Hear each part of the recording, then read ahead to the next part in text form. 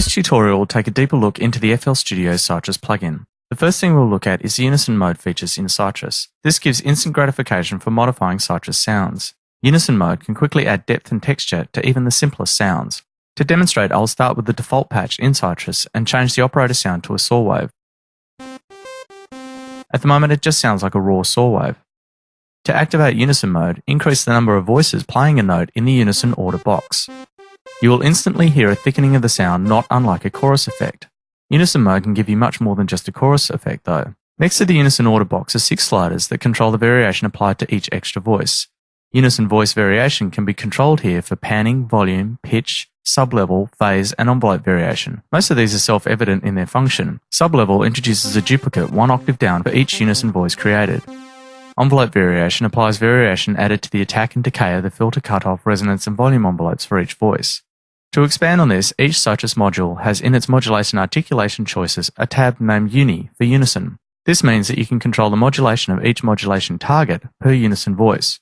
For example, if you set the unison order to 3 voices, and go into the pitch modulation for operator 1 and select the Uni tab, you can set 3 distinct patches for each unison voice. In a more extreme example, you could set unison order to 9, go back into operator 1, delete the middle control point, then set a curve that will control the pitch of each voice at the crossover point of each vertical grid line. As an example of what you might do when experimenting with sound design at this point, you might then go into the volume tab and apply an inverse curve to the pitch one, so that the higher voices are quieter while the lower voices are louder. This is maybe not the most musical example, but hopefully you can get a sense of the variation unison mode affords.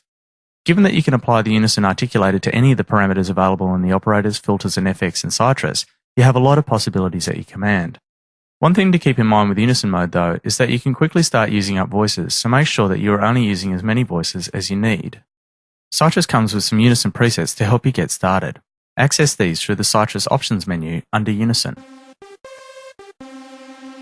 Another component of Sytrus is the harmonic editor that exists in each operator. This effectively turns Sytrus into an additive synthesizer along with its FM, RM, and subtractive synthesis methods.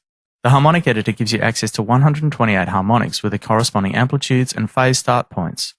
Each harmonic is a sine wave pitched in a fixed mathematical relationship to the fundamental pitch, defined by the harmonic series. For example, the first harmonic is up an octave, the next up 7 semitones, the next up 5, bringing us to 2 octaves above the fundamental, and so on. The result of this control is that theoretically any type of waveform can be produced using the harmonic editor. Harmonics are added by drawing the amplitude into the top part of the harmonic grid.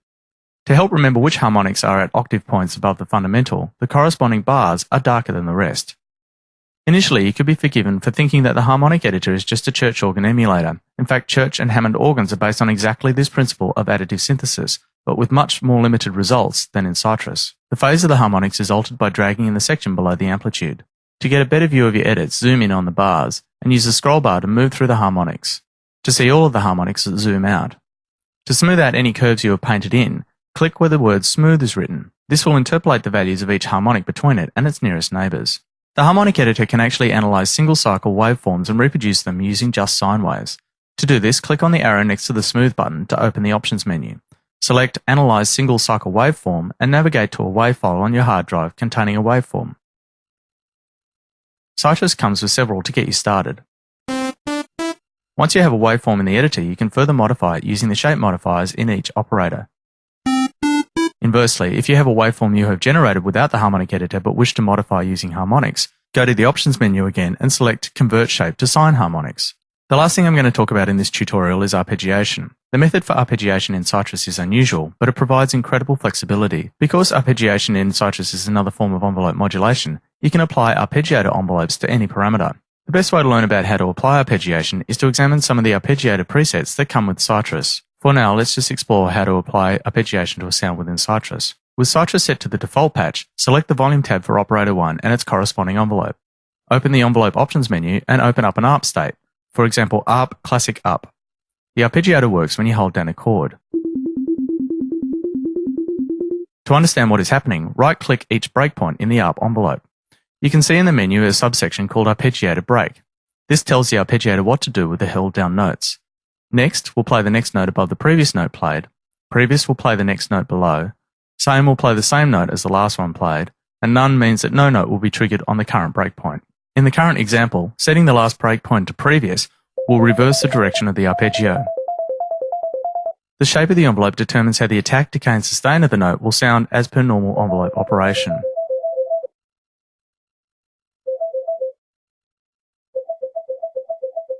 To ensure that the envelope will sustain, the first and last breakpoints are set as loop start and loop end. This is also set by right-clicking on the start and end breakpoints and applying the settings in the options menu. To ensure your arpeggiator will work properly with the tempo of your song, have the tempo and global buttons switched on. To vary the speed of the ARP, use the decay knob, which is set to increment in double and half speeds.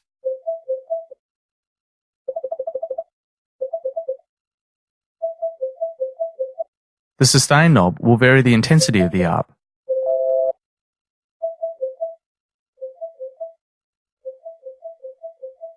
By varying the timing of different arpeggiators across the various operators and modulatable parameters, you can get some really wonderful complex interactions within your sound. Hopefully you now have a better understanding of some of the deeper aspects of the Sytrus synthesizer and that you feel inspired to explore further the sonic capabilities it has.